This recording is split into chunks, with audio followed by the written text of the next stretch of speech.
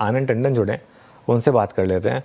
Anand ji, good afternoon. आज उदय कोटक ने एक स्टेटमेंट दी कि भारत को एक मैक्रो शॉक के लिए प्रिपेयर करना चाहिए अपने आप को। प्राइम मिनिस्टर मोदी ने भी कल जो वार्निंग दी थी, क्या लग रहा है आपको कि मार्केट इस समय एक थोड़ा सा डरा हुआ है इन सब चीज़ों को लेकर, और मार्केट को लग रहा है कि कहीं ना कहीं एक बहुत बड़ा इम्पैक्ट आने वाला है आगे जाकर अर्निंग्स पर और ओवरऑल मैक्रो पर?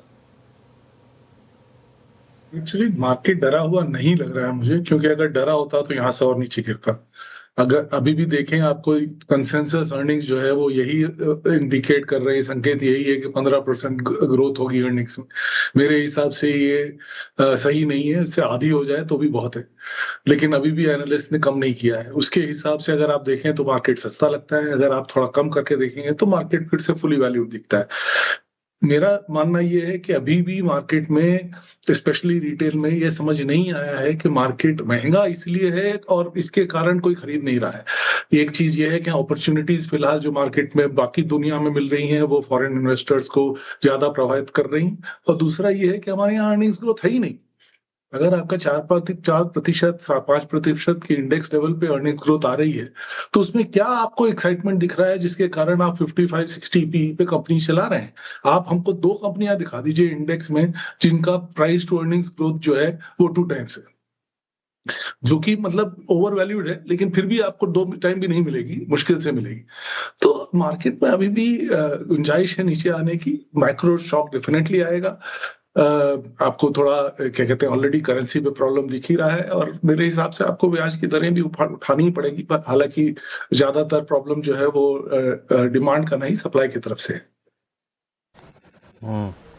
अच्छा आनंद सर, ये आपने बिल्कुल सही कहा। मीन अर्निंग्स ग्रोथ नहीं है, और इस बार की आईटी के नंबर्स आपने देखे ही सर। हम आईटी पे कई बार बात भी कर चुके हैं। अब ये सर, ये ओपन एआई का जो डिप्लॉयमेंट कंपनी का जो आज इशू था जिसने आईटी को झकझोर कर रख दिया, अभी ये आईटी के लिए फर्दर कितना डाउनसाइड खोल सकता है? और जैसे कहते हैं ना टायर्ड बुल लिक्विडेशन, कि चलो जनाब इस प्राइस पे भी एक बार के लिए अपना स्टॉक बेचो, क्या वो फियर फैक्टर भी अब आईटी से जुड़ेगा क्या? भाई, अगर अभी तक किसी को जुड़ा नहीं है तो बड़ा मुश्किल है उसको दिखाना कि क्यों जुड़ना चाहिए। मेरा तो मानना यह है कि अभी बिजनेस मॉडल ही क्वेश्चन में आ गया है, क्योंकि जैसे आपने कहा कि सर्विसेज कंपनीज जो है वो खुद ही अपना बना रहे हैं। तो अगर आपको ये आपको दिख रहा था कि इम्प्लीमेंट करने के लिए वो आपके पास आएंगे, सवाल ये नहीं कि आपके पास आएंगे, आप उनको ऐसे आदमी चाहिए जो बिजनेस समझे। बिजनेस, क्योंकि बेसिक कोडिंग का जो काम है वो शायद आप सिस्टम से कर सकते हैं। अब ये है कि वो कोड करना क्या है, और वो उसके लिए आपको बिजनेस समझने की जरूरत है, जिसके लिए आप यहाँ के इंडियन आईटी वाले जो आप फ्रेशर्स लेके आप चला रहे हैं उनसे नहीं होगा। आपको बिजनेस वालों के साथ बैठ के उनके पास उनका प्रोसेस फ्लो समझना होगा। आजकल आईटी का काम, सर्विसेज का भी काम जो है, कंसल्टिंग का ज्यादा और कोडिंग का कम हो गया है, और उसके साथ साथ H1B एटसेट्रा का प्रॉब्लम तो है ही। तो मेरे हिसाब से मार्केट जो है अभी भी समझ नहीं आ रहा है उनको कि आईटी में कहाँ तक गिरावट आ सकती है। मेरा मानना है ये है कि इस सेक्टर को फिलहाल अवॉइड करना चाहिए जब तक थोड़ी सी और क्लैरिटी नहीं आए कि इनका बिजनेस मॉडल कैसे उभर के आएगा। मीनवाइल 23,400 भी ब्रेक कर दिया निफ्टी ने, वो भी नहीं टिका और तेज़ी से अब मार्केट जो है वो अब गिर रहा है यहाँ पर। और ये देखिए आप, इस समय काफ़ी बड़ी गिरावट इस समय आपको मार्केट में दिखाई देगी। बैंक निफ्टी लेकर आइए एक बार ज़रा। बैंक निफ्टी अब करीब करीब 1000 पॉइंट नीचे है, 53,500 पर बैंक निफ्टी। आनंद जी, एक दिक्कत तो मार्केट के साथ है, अब ड्यूअल दिक्कत है, क्योंकि आईटी तो चल नहीं रहा, उसके अपने कारण है, मैक्रो अपने खुद के कारण है, लेकिन बैंक निफ्टी में अब ये दिक्कत है कि मैक्रो ख़राब हो रहा है हमारा। क्रूड और डॉलर रुपये का जो कॉम्बिनेशन है, और आपने एसबीआई के भी नंबर्स देखे होंगे, काफ़ी डिसअपॉइंटिंग थे। ऐसे में बड़े बैंकों पर क्या व्यू बनेगा?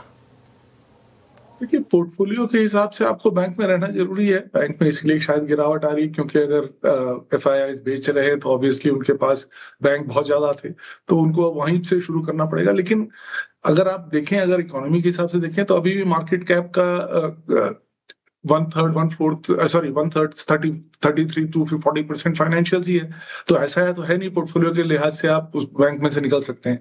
अब यही है कि बैंक आपको महंगे लगते हैं, सस्ते तो मेरे हिसाब से प्राइवेट सेक्टर बैंक, जहां पर डिपॉजिट आपको अभी भी आने की संभावना है, वहां पे आप फिलहाल आपको होल्ड करना जरूरी है, क्योंकि ग्रोथ तो आएगी। अगर आप 18% क्रेडिट ग्रोथ देख रहे हैं तो उसको कोई ना कोई तो लेंड करेगा, और अगर वो बैंक्स, बड़े वाले बैंक्स ही लेंड करने के लिए के संभावना रहती है उनके पास, तो आपका अर्निंग्स तो वहां से आएगी। थोड़ा ऊपर थोड़ा नीचे होने की बात है, वैल्यूएशन कोई बहुत ज्यादा स्ट्रेच नहीं है।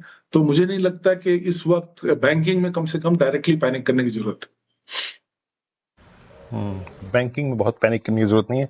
अच्छा आनंद सर, क्योंकि हम इस इशू पे काफी बात भी कर चुके कई बार कि अगर ये बाजार में थोड़ी सी घबराहट है, थोड़ा प्लेस टू हाइड जिसे कहते हैं, अभी तक हमने हेल्थ केयर स्पेस में बाजार के फार्मा में के कुछ स्किप्स में अच्छी स्ट्रेंथ देखी है। बाजार थोड़ा सा वहां पे एक फ्लाइट टू सेफ्टी ढूंढता हुआ, Nifty metal still doing well.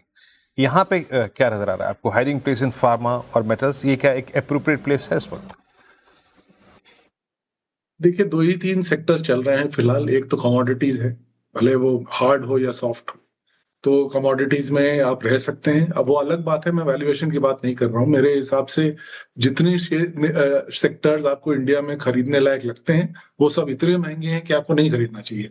लेकिन अगर आप इंडिया बेस्ड निवेशक हैं और आप इंडिया से बाहर नहीं जाना चाहते हैं तो आपके पास कोई ऑप्शन नहीं है। आपको पावर, कमोडिटीज और मेटल्स टाइप चीजों में ही रहना पड़ेगा, क्योंकि मेटल्स के अलावा हमारे पास कोई बहुत ज्यादा कमोडिटीज है नहीं जो लिस्टेड है। और मेटल्स में भी हमारे पास स्टील और एल्यूमिनियम के अलावा कोई खास एक्सपोजर लेने की जगह नहीं है।